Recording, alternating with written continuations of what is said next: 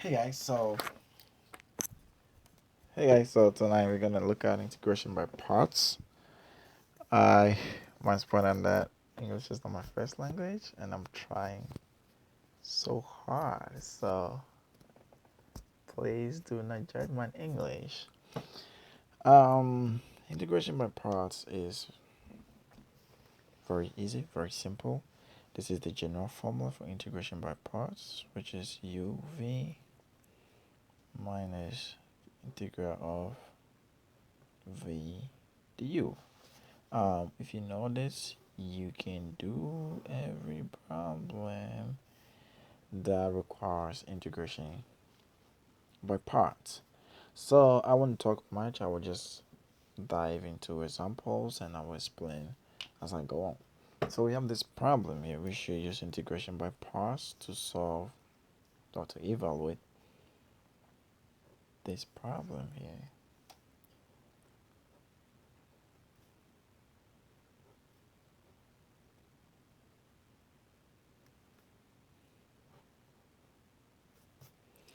Um,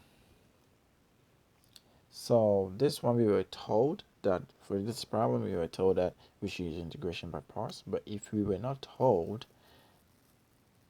how are we going to recognize that integration by parts is going to work for this problem? Well, first thing you have to notice is integration by parts work for problems that are multiplying, that have like two things multiplying. That's one thing. And what actually confuses most students is their choices of u and v. I will advise you that if you are choosing your u should be one of the variables that you can easily, and I repeat, easily differentiate. And if you do differentiate, it makes your u simpler. It doesn't make it more complicated. The same thing with the v. You should choose the v that you can simply integrate.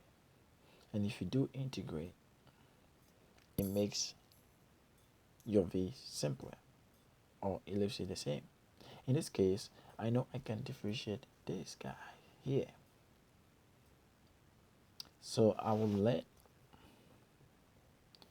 my u be equal to 4x minus 3.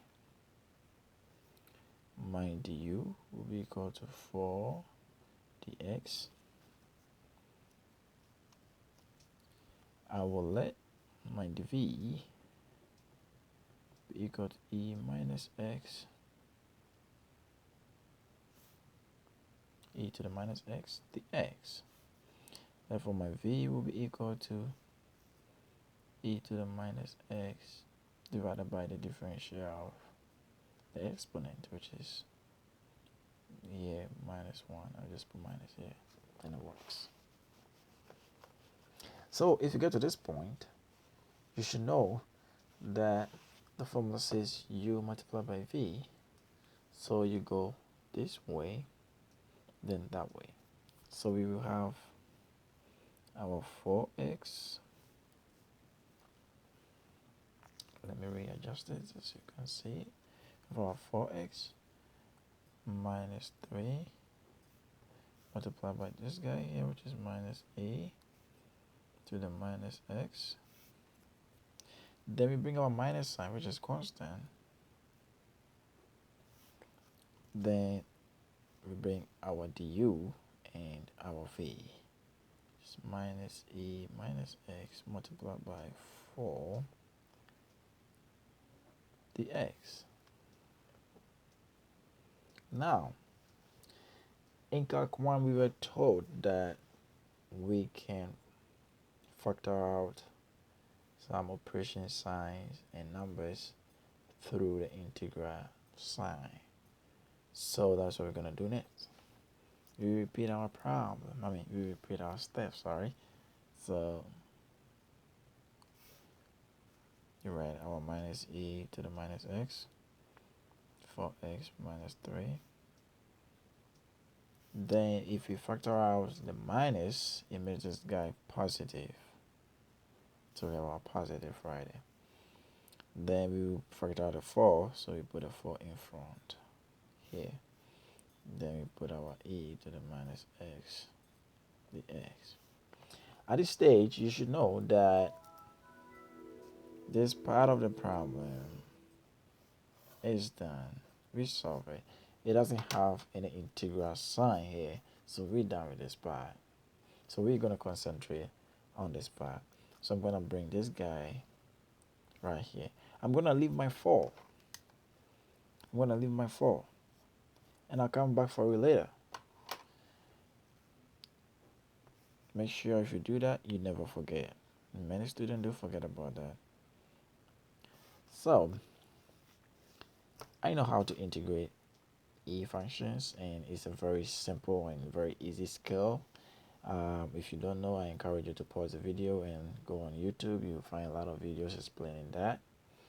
But I know how to do this, so this is very easy. This will give me the same e function divided by the differential of the exponent, which is in case is minus 1. So I'll just put a minus sign here. So I'm done. But I'll need a constant plus c. I just put on my c. Then I'll take these guys back to where they belong. So I'll just rewrite my step as minus a to the minus x to bracket 4x minus 3. I'll have my plus 4. I brought it right here. Then I will multiply that by my guys plus c. Remember, c is a constant, so we don't multiply anything by it. So you should know that c is a constant. In this case, we've solved the problem. The rest is algebra. If my student leave an answer like this, full points. He was asked to integrate, not to do algebra. But some professors will be like, oh, you have to simplify it to the last, because to the last line, because the book also simplifies it. So if you want to simplify this is basic algebra. I'm not here to teach you algebra, but let's see if I can do something here. I know minus e to the minus x is the same on both sides, so I can take that one out. I put these guys together. I get 4x minus 3 plus 4 plus my c. Then I just simplify this further. Go 4x plus 1 plus c. So boom, we're done. What did we do?